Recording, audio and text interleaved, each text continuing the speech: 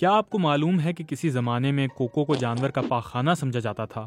آئیں آپ کو چاکلیٹ سے متعلق 5 دلچسپ حقائق بتاتے ہیں۔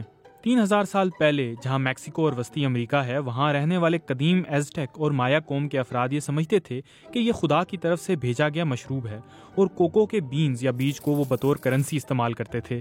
15ویں صدی میں ہسپانوی باشندوں نے انہیں یورپ میں متعارف کروایا، لیکن یہ ایک مہنگی لگژری تھی۔ برطانیہ میں آنے والی ان کی پہلی کھیپ جلا دی گئی کیونکہ یہ سمجھا گیا کہ یہ بھیڑوں کا پاخانہ ہے۔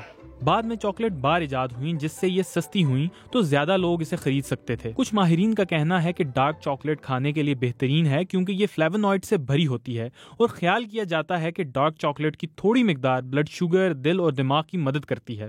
وائٹ چاکلیٹ غلطی سے اس وقت ایجاد ہوئی جب ڈاکٹرز بچوں کو زیادہ دودھ پلانے کی کوشش کر رہے تھے۔